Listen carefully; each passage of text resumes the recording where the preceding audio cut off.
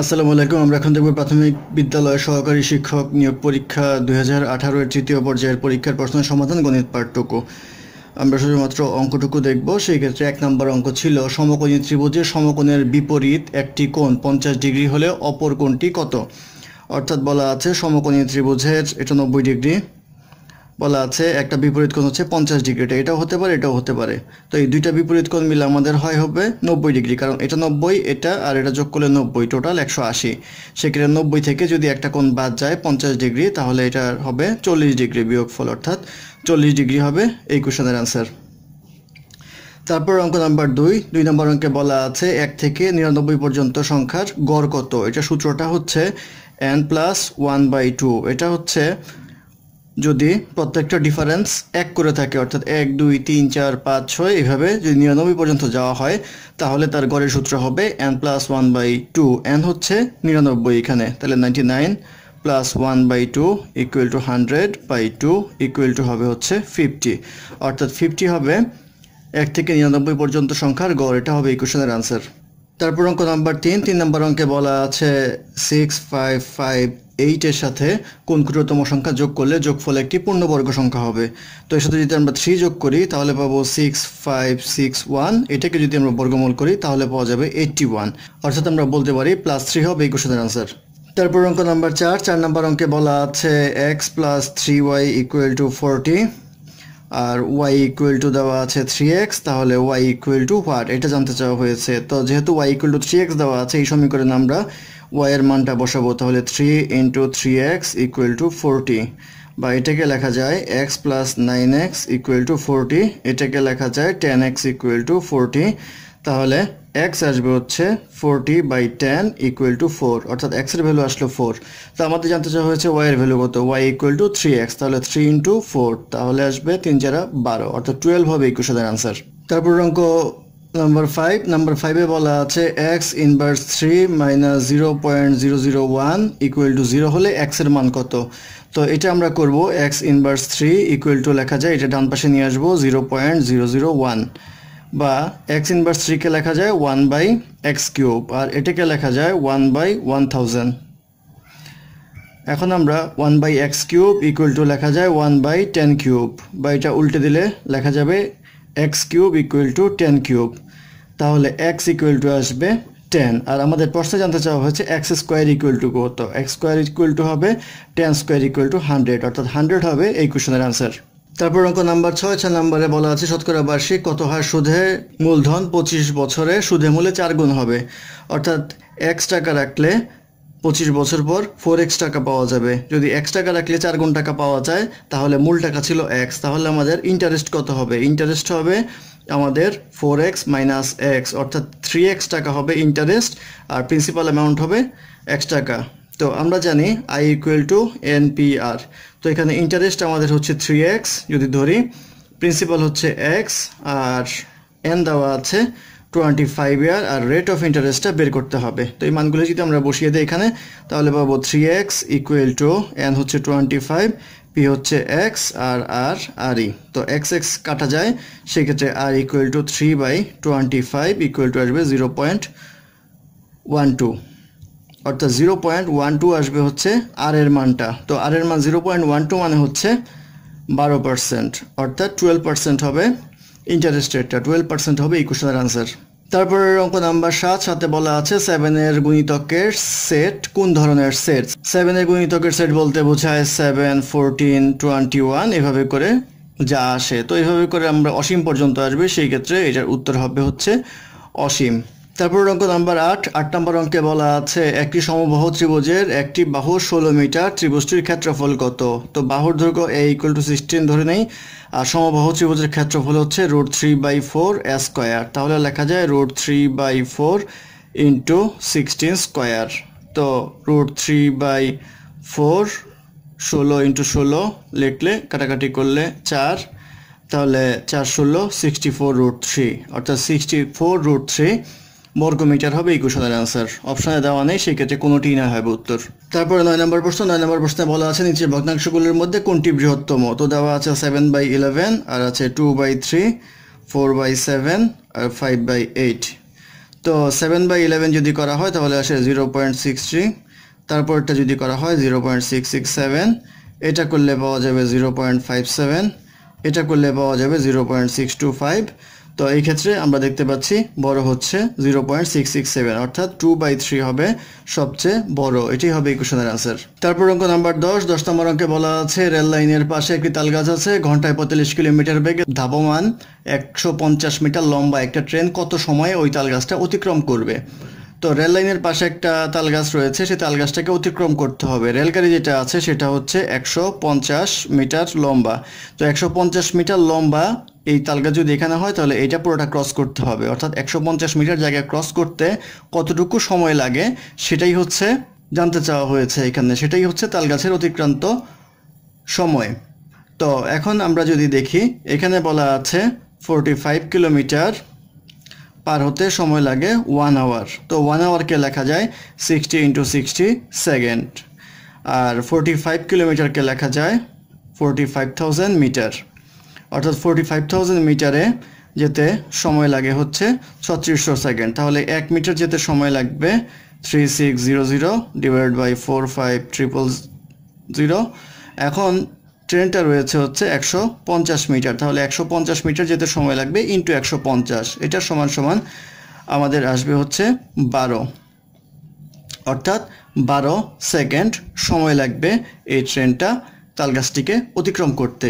12 second হবে ইকুয়েশনের answer. তারপর প্রশ্ন নাম্বার 11তে বলা আছে 15 জন কোনো কাজের অর্ধেক করতে 20 দিন সময় লাগে, কতদিনে 20 জন লোক পুরো কাজটি শেষ করতে পারবে। অর্থাৎ 15 জন হাফ কাজ করতে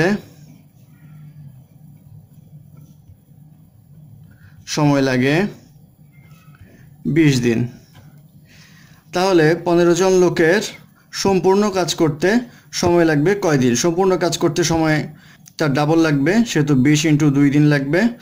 আর একজন লোক যদি সেটা করত সম্পূর্ণ কাজ তাহলে সময় লাগতে হচ্ছে আরও বেশি, 2 × 15। এখন আমাদের প্রশ্নে বলা আছে 20 জন লোক কাজটা করবে, সম্পূর্ণ কাজ করতে সময় লাগবে, তাহলে 20 × 2 × 15, আর এই 20টা ভাগ হয়ে আসবে, সেই ক্ষেত্রে এখানে আসবে হচ্ছে 30 দিন, অর্থাৎ 30 দিন সময় লাগবে 20 জন লোকের সম্পূর্ণ কাজটি শেষ করতে। এই 30 দিন হবে ইকুয়েশনের আনসার। তারপর অঙ্ক নাম্বার 12তে বলা আছে 60 মিটার দীর্ঘ একটি নলকে 3:7:10 অনুপাতে টুকরো করা হয়েছে, ছোট টুকরা কত মিটার? তো এটা অনুপাত যেহেতু আমরা ধরে নিই 3x, 7x, 10x, এই তিনটা মিলে হচ্ছে আমাদের এই নল, এই নলের যোগফল হচ্ছে 60, তাহলে এটা 20x = 60, x = 3। তো আমাদের জিজ্ঞাসা করা হয়েছে ছোট টুকরাটা কত? ছোট টুকরা হচ্ছে 3x, তাহলে 3 × 3 = 9, অর্থাৎ 9 মিটার হবে এই কোয়েশ্চনের অ্যান্সার। তারপরে নাম্বার 13 নম্বরে বলা আছে সামান্তরিকের কর্ণদ্বয় পরস্পর সমান হলে সামান্তরিকটি কি হবে? তো সামান্তরিক আঁকতে গেলে আমরা এইভাবে আঁকবো, এটা একটা কর্ণ, এটা একটা কর্ণ। তো বলা আছে এটা আর এটা সমান, এটা সমান হতে গেলে আমাদের আসবে এরকম অবস্থায়, এটা আর এটা সমান, সেই ক্ষেত্রে এটাকে বলা হয় আয়তক্ষেত্র। এটা রম্বস এই কারণেই হবে না বা বর্গক্ষেত্র এই কারণেই হবে না, কারণ হচ্ছে বর্গক্ষেত্র হতে হলে এই চারটা বাহু সমান হতে হবে, কিন্তু সামান্তরিকের ক্ষেত্রে বিপরীত বাহুগুলি পরস্পর সমান, অর্থাৎ এটা সমান, এটা সমান, কিন্তু রম্বসের ক্ষেত্রে বা বর্গক্ষেত্রের ক্ষেত্রে চারটা বাহুই সমান হয়। সেই ক্ষেত্রে সামান্তরিকের রিপ্লেসমেন্টে যদি আমাদের কর্ণ দুইটা সমান হয় তাহলে এটা অবশ্যই আয়তক্ষেত্র হবে, অর্থাৎ আয়তক্ষেত্র হবে এই কোশ্চেনের আনসার। তারপরে 14 নম্বরে বলা আছে একটি বৃত্তের যে কোনো দুইটি বিন্দু সংযোজক সরলরেখাকে কি বলে? ধরে নেই এটা একটি বৃত্ত, এই বিন্দুতে এই বিন্দু যোগ করলে এটাকে বলা হবে হচ্ছে যা, এটা যে কোনো দিক থেকে যোগ করলেই সেটা যা, অর্থাৎ যা হবে এই কোশ্চেনের আনসার। তারপরে নাম্বার 15তে বলা আছে x² - 3x + 2 এর উৎপাদক কোনটি? এটা যদি আমরা করি তাহলে পাবো x² - 2x - x + 2, x যদি কমন নেই x - 2 - 1 x - 2, এটা করলে x - 2 x - 1, অর্থাৎ এটা অথবা এটা যে কোনো একটা উৎপাদক হবে, এবং দুইটাই উৎপাদক হবে। তারপরে প্রশ্ন 16 নম্বরে বলা আছে কোন ক্ষুদ্রতম সংখ্যা হতে 1 বিয়োগ করলে বিয়োগফল 9, 12 এবং 15 দ্বারা নিঃশেষে বিভাজ্য হবে। তো এই ক্ষেত্রে আমাদের 9, 12 এবং 15 লসাগু করতে হবে। 9, 12, 15 লসাগু যদি আমরা করি তাহলে পাবো 3 কমন নিলে 3, 4, 5। তো এটা করলে 3 × 3 × 4 × 5 ইকুয়াল টু পাওয়া যাবে হচ্ছে 180, অর্থাৎ 180 দিয়ে যদি 180কে যদি ভাগ করা হয় তাহলে নিঃশেষে বিভাজ্য হবে। তো তার থেকে বলা হচ্ছে যে 1 বিয়োগ করে নিতে হবে, তাহলে এটার সাথে 1 যোগ করে দিতে হবে, 181, অর্থাৎ 181 হবে এই কোশ্চেনের আনসার। তারপর অঙ্ক নাম্বার 17তে বলা আছে 612 টাকায় একটি ব্যাগ বিক্রি করায় 15% ক্ষতি হয়, ব্যাগটি কত টাকায় বিক্রি করলে 10% লাভ হবে। 15% ক্ষতি মানে 100 - 15 ইকুয়াল টু 85% দামে সে বিক্রি করলো, অর্থাৎ 85 টাকায় বিক্রি করলো 100 টাকার জিনিস। তো 85 টাকা যদি বিক্রয় মূল্য হয়, ক্রয় মূল্য হয় 100 টাকা, 1 টাকা যদি বিক্রয় মূল্য হয় তাহলে ক্রয় মূল্য হবে 100/85, আর বিক্রয় মূল্য যদি এখানে 612 টাকা হয় তাহলে ক্রয় মূল্য হবে 185 × 612 সমান আসবে হচ্ছে 720 টাকা। এখন 720 টাকার পরে বলা আছে যে কত টাকায় বিক্রি করলে 10% লাভ হবে। তো 720 টাকার সাথে 10% যোগ করতে হবে। তো 720 টাকার 10% হচ্ছে 720 × 10/100 ইকুয়াল টু হচ্ছে 72 টাকা। তাহলে বিক্রয় মূল্য হবে 720 + 72 ইকুয়াল টু আসবে 792 টাকা, অর্থাৎ 792 টাকা হবে এই কোশ্চেনের আনসার। তারপর অঙ্ক নাম্বার 18তে বলা আছে 1 মিলিমিটার 1 কিলোমিটারের কত অংশ। তো 1 মিলিমিটার 1 কিলোমিটারের কত অংশ সেটা যদি আমরা করি তাহলে আমরা জানি 1000 মিলিমিটার ইকুয়াল টু 1 মিটার, আর 1000 কিলোমিটার হচ্ছে 1 মিটারের সমান। সেই ক্ষেত্রে 1 মিলিমিটার হবে হচ্ছে 1000 × 1000, অর্থাৎ 1/, এটা হবে এই কোশ্চেনের আনসার, অর্থাৎ 1 মিলিমিটার সমান 1/100,000 কিলোমিটার। তারপরে নাম্বার 19 নম্বরে বলা আছে একটি পরীক্ষায় 52% শিক্ষার্থী ইংরেজিতে এবং 42% শিক্ষার্থী গণিতে ফেল করে। যদি উভয় বিষয়ে 17% ফেল করে তাহলে কতজন পরীক্ষার্থী উভয় বিষয়ে পাশ করেছে। তো ফেলের হিসাবটা দেওয়া আছে, ধরি এটা হচ্ছে ইংরেজি এবং এটা হচ্ছে গণিতের। তো বলা আছে উভয় বিষয়ে ফেল করেছে 17 জন, তাহলে 17 হবে এই মাঝখানের পয়েন্টটা। আর আমাদের ইংরেজিতে বলা আছে ফেল করেছে 52 জন, তাহলে 52 থেকে 17 বিয়োগ করে এই জায়গাটুকুর মধ্যে লিখতে হবে, এটা আসবে 35। আর এখানে বলা আছে অঙ্কে ফেল করেছে 42 জন, সেই ক্ষেত্রে এটা আসবে আমাদের 42 - 17 ইকুয়াল টু 25। তাহলে এই বৃত্তের মধ্যে যারা যারা রয়েছে সবাই ফেল করেছে যে কোনো এক সাবজেক্টে অথবা 2 সাবজেক্টেই। সেই ক্ষেত্রে আমরা 35 + 17 + 25 এটা যোগ করলে পাওয়া যাবে হচ্ছে 77, অর্থাৎ 77 হচ্ছে বৃত্তের ভিতরে। আর বৃত্তের বাইরে যারা আছে, আয়তক্ষেত্রের ভিতরে এবং বৃত্তের বাইরে যারা আছে এই পজিশনগুলোতে, তারা হচ্ছে পাস করেছে উভয় বিষয়ে। সেই ক্ষেত্রে এটা হবে 100 জন টোটাল স্টুডেন্ট - 77 ইকুয়াল টু 23 জন, অর্থাৎ 23 হবে এই কোশ্চেনের আনসার। তারপর অঙ্ক নাম্বার 20, নাম্বার 20-এ বলা আছে 3/4, 4/5, 5/6 এর লসাগু কত। তো এইটা সূত্রটা হচ্ছে উপরে যা থাকবে সেগুলোর গসাগু করবেন, আর নিচে যা থাকবে সেটা লসাগু করবেন, এইটা ভাগ করবেন, তাহলেই হবে।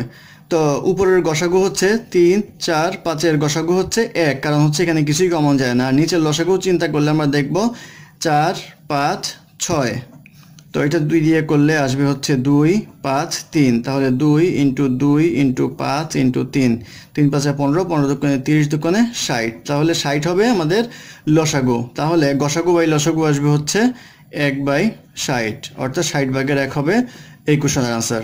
ধন্যবাদ আমাদের সাথে থাকার জন্য। আমাদের চ্যানেলটি ভালো লাগলে সাবস্ক্রাইব করবেন এবং লাইক, কমেন্ট এবং বন্ধুদের মধ্যে শেয়ার করবেন। এবং অঙ্কে কোনো সমস্যা থাকলে আমাদের কমেন্ট বক্সে জানাবেন, আমরা চেষ্টা করব ডেসক্রিপশন বক্সে তার সমাধান দেওয়ার জন্য। ধন্যবাদ।